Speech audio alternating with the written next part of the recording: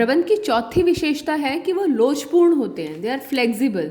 जैसे कि मैथ्स के सिद्धांत होते हैं या साइंस के प्रिंसिपल्स होते हैं। जैसे मैथ्स का सिद्धांत है, आपने पढ़ा होगा, बॉडमास रूल होता है।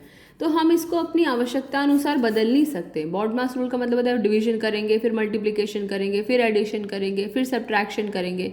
तो हम अपनी इच्छा के हिसाब से इसको आगे पीछे नहीं कर सकते, स्ट्रिक्ट है, ऐसे ही हमें इसका पालन करना होगा।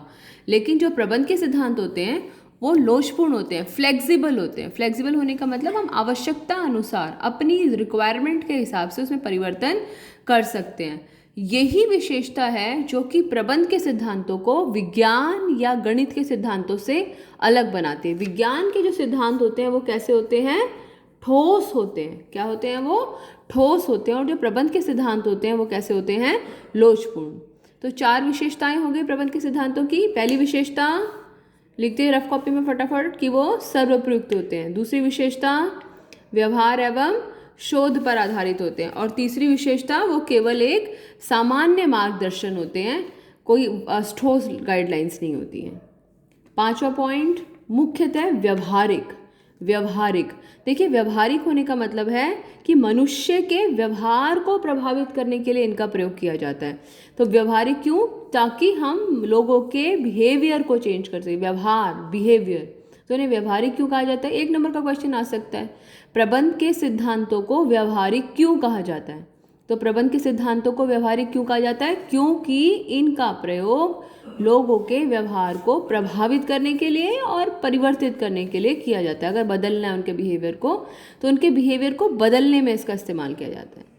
5 पॉइंट्स हो गए हमारे प्रबंध के सिद्धांतों की। पहली विशेषता सर्वप्रयुक्त, दूसरी विशेषता व्यवहार, अवलोकन और परीक्षण पर आधारित, तीसरी विशेषता सामान्य मार्गदर्शन, चौथी विशेषता कि वो लोचपूर्ण होते हैं, और 5वीं विशेषता मुख्यतः व्यवहारिक होते हैं।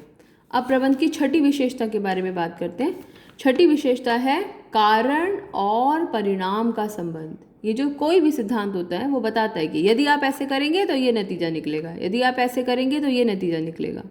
ऐसे ही प्रबंध के जो सिद्धांत होते हैं वो भी कारण और परिणाम के मध्य संबंध स्थापित करते हैं।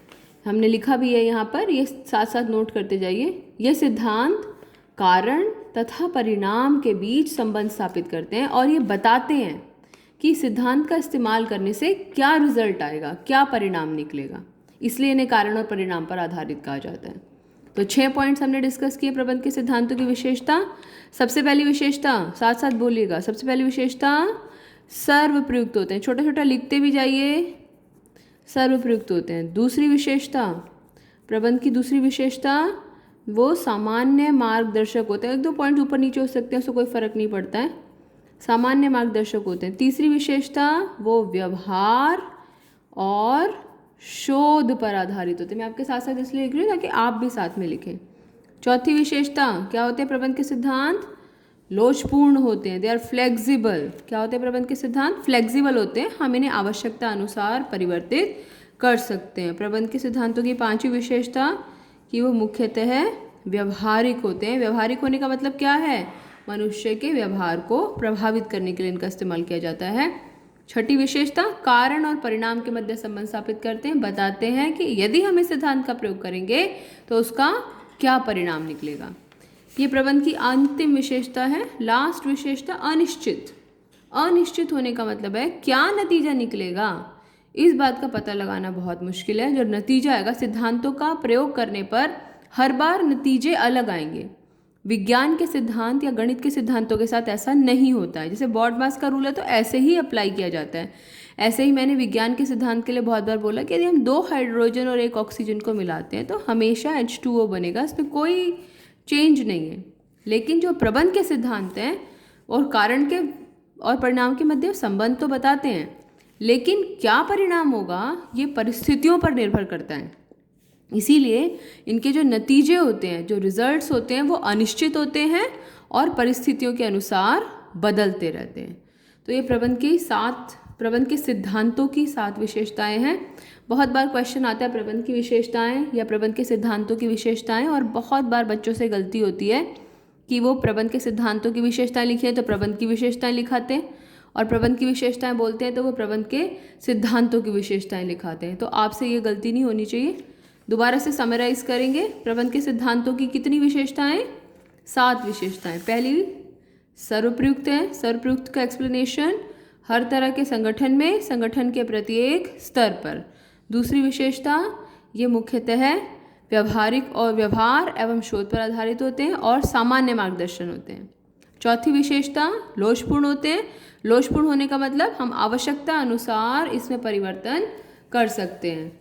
और छठी विशेषता, व्यवहारिक। प्रबंध के सिद्धांतों का व्यवहारिक होने का मतलब क्या है कि ये मनुष्य के व्यवहार को प्रभावित करने के लिए इसका इस्तेमाल किया जाता है। कारण और परिणाम, कारण और परिणाम के बीच में संबंध बताते हैं, क्या करेंगे उसका क्या नतीजा निकलेगा। और अनिश्चित होते हैं, अनिश्चित होने का मतलब हम सिद्धांतों का प्रयोग तो कर सकते हैं लेकिन उसका क्या परिणाम निकलेगा, क्या रिजल्ट होगा, ये कहना बड़ा मुश्किल है। नेक्स्ट क्लास में आप 2 क्वेश्चंस को अच्छे से याद करके आएंगे जिससे कि क्लास शुरू होने से पहले आप उसके पॉइंट्स लिखेंगे। वो 2 क्वेश्चंस क्या होंगे? नंबर 1, प्रबंध की विशेषताएं, ये नोट कर लीजिएगा, प्रबंध की विशेषताएं। नंबर 2, प्रबंध का महत्व। इसके मेन पॉइंट्स आप याद करके आएंगे और क्लास शुरू होने से पहले ही इसको लिख के रखेंगे। Thank you.